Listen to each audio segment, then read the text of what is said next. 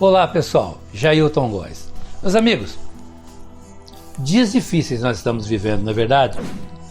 A palavra de Deus ela se cumpre nesses dias de uma maneira objetiva. Eu não estou falando de profecias, não, que a gente vê muitas vezes as pessoas associando profecias do passado aos nossos dias e querendo validar coisas que não cabem nem ao nosso povo.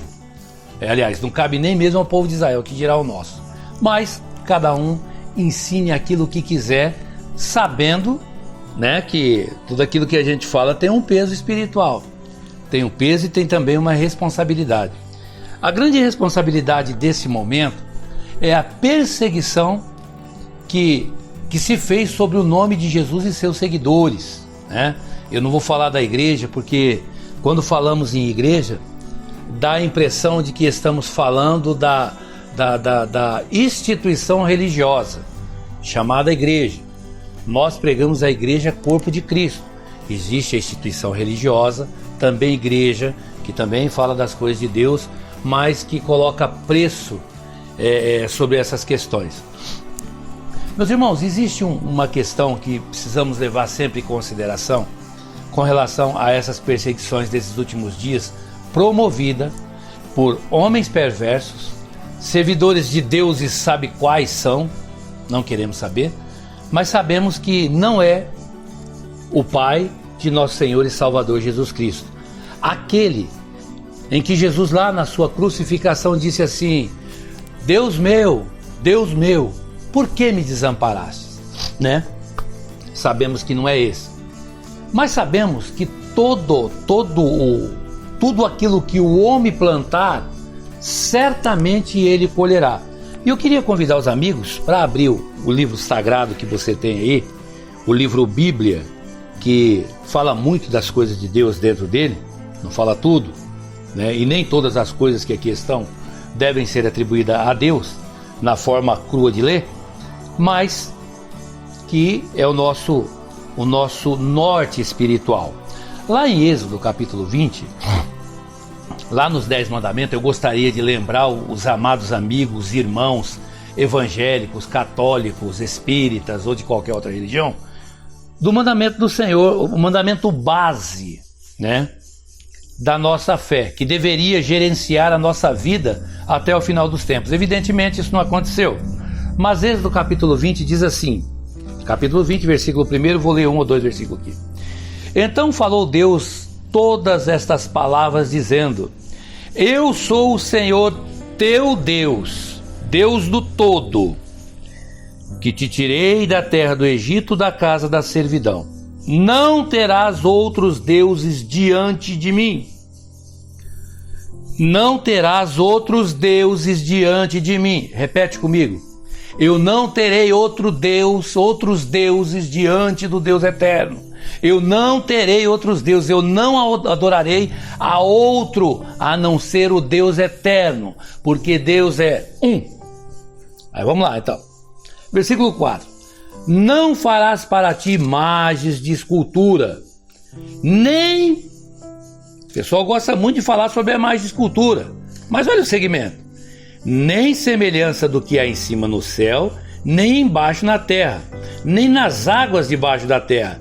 Não te curvarás a elas, nem as servirás, porque eu, Senhor teu Deus, sou Deus zeloso, que visita a iniquidade dos pais dos filhos, até a 3ª e 4ª geração daqueles que me aborrecem.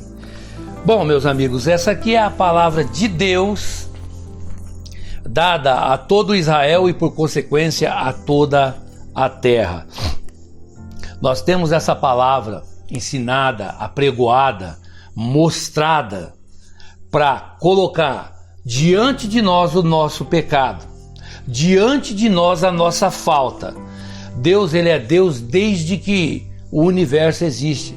Nós acreditamos que Deus é o Senhor do universo, é o Criador de todas as coisas, está sobre o todo, não há limites para Deus, não há uma forma de nós definir Deus, não há uma maneira da gente compreender esse poder tão grande e esse ser maravilhoso que é Deus, né? demos uma forma antropomórfica para Deus, para podermos entendê-lo por meio de Jesus Cristo, nosso Senhor.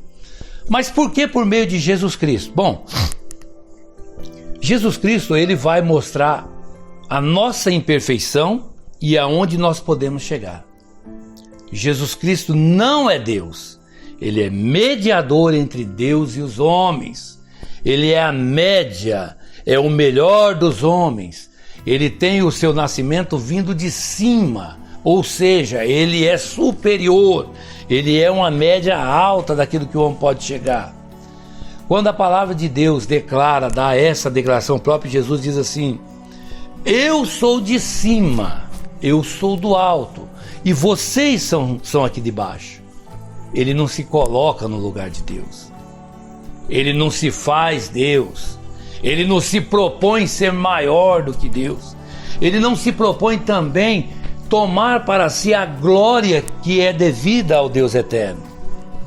Jesus Cristo nos ensina de forma bem clara e objetiva que temos que nos dobrar diante do Deus eterno e reconhecer a sua grandeza. E reconhecer que Ele é o caminho, a verdade e a vida que nos conduz a essa grandeza, a essa superioridade espiritual que é Deus. Precisamos entender que quando adoramos a Jesus Cristo como Deus, caímos no pecado ao qual Deus nos repreende dizendo: não terás outros deuses adiante de mim. Não terás outros deuses adiante de mim, porque eu sou Deus zeloso. Quando fazemos uma imagem de Jesus, aquele Jesus bonito dos olhos azuis, barba bem feita, e falamos: esse é Deus, colocamos então um ídolo adiante da adoração do Deus eterno. E com isso vamos acumulando brasas de pecado sobre a nossa cabeça, induzidos pela religião, induzidos pela igreja templo a adorarmos dessa maneira, quando o Senhor Deus nos ensina que não é dessa forma, não terás, não farás para ti. Quando fala das imagens e escultura, gostamos de atacar aqueles que adoram a imagem de um santo, contudo reconhece que aquele não é Deus. Eles têm esse conhecimento. Não, isso aqui não é Deus, isso aqui é um santo, é uma pessoa que foi boa e agora a gente pede para ela porque ela está mais perto de Deus. É certo? Não, ao nosso ver é errado, também é uma afronta. Mas não podemos julgar o pecado de outro quando cometemos o mesmo pecado. Não podemos condenar ninguém por algo que fazemos.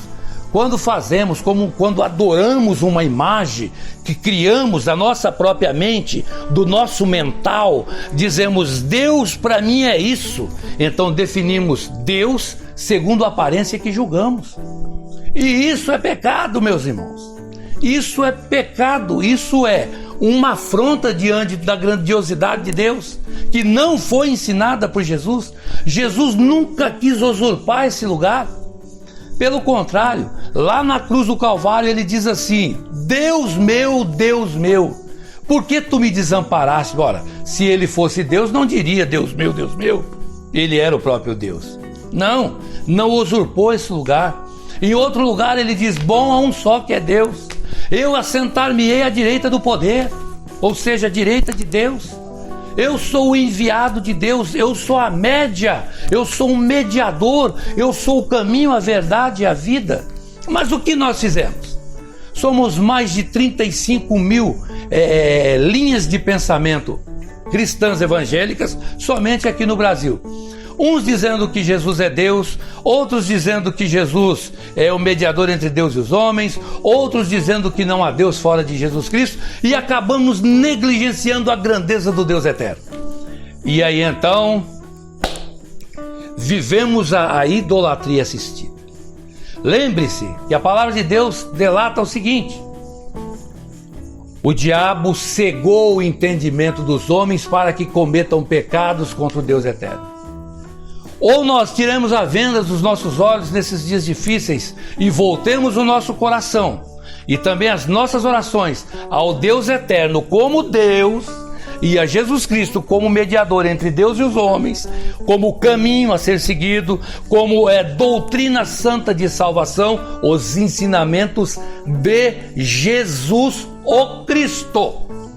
Ou então nos encontraremos com a Bíblia na mão e descendo para um lugar horrível de tristeza e horror. Voltemo-nos a Deus e reconheçamos que Deus é há um Deus e um mediador entre Deus e os homens, Jesus Cristo, homem. Essa é a palavra de Deus. Esse é o ensinamento do Senhor para nós. Não adianta ficarmos cocheando em 2 ou 3 pensamentos, porque estamos conhecendo a ira de Deus. Estamos vivenciando a ira de Deus e não estamos nos voltando para Deus.